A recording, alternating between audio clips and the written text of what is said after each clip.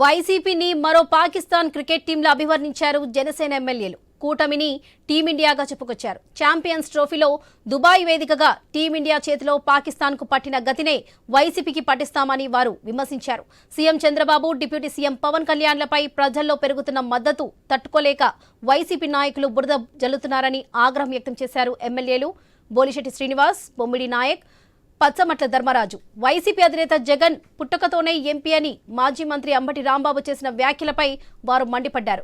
జగన్ తండ్రి సీఎం కాకపోతే జగన్ ఎంపీ కాదు కదా, కౌన్సిలర్ కూడా అయ్యేవారు కాదన్నారు జనసేన ఎమ్మెల్యేలు.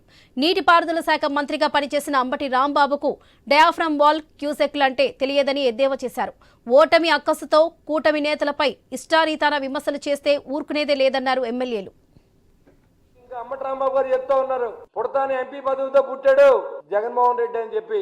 తండ్రి ముఖ్యమంత్రి కాకపోతే జగన్మోహన్ రెడ్డి ఎంపీ కాదు కదా, కనీసం కౌన్సిలర్ కూడా అవలేడని కూడా నేను తెలియజేస్తా ఉన్నా. మా నాన్నగారు ముఖ్యమంత్రి అయి ఉంటే నేను ఈ పార్టీకి ముఖ్యమంత్రి అవుతునేమో. ఎందుకంటే అన్యాక్రాంతమైన డబ్బు వచ్చి పడింది కాబట్టి మీ దగ్గరికి, ఆ డబ్బుతో పేద ప్రజలకు ఎరచూపి సంక్షేమం పేరుతో దోపిడీ చేసి కోట్లాది రూపాయలని మరి ఇవాళ దండుకున్న వ్యక్తి జగన్మోహన్ రెడ్డి. నీటిపారుదల మంత్రిగా చేసి క్యూసెక్కి అర్థం తెలియదంట, డయాఫ్రమ్ అంటే అర్థం తెలియదంట.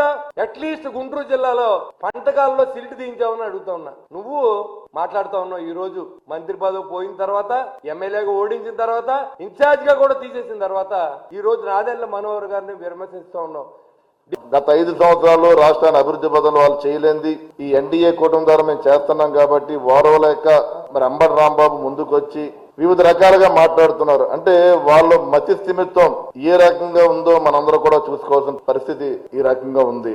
మరి అంబటి రాంబాబు గారిని ఒకటి అడుగుతున్నాను నేను, నిజంగా మీరు జగన్మోహన్ రెడ్డి గారి గురించి మీ నాయకుడి కోసం మీరు మాట్లాడుతున్నారు. మీరు అదే కనుక మీ నాయకుడికి కానీ మీ 11 మంది ఎమ్మెల్యేకి కానీ ఒక దమ్ము ధైర్యం ఉంటే మీరు ఏదైతే అసెంబ్లీ వేదికగా ఉందో అసెంబ్లీకి వచ్చి ప్రజల కోసం సమస్యలు మీరు అడగండి. మేము ఏదో లోటుపాటు ఉంటే కనుక మేము సరి చేసుకుంటాం. మేము ప్రజల కోసం మేము పనిచేస్తున్నాం.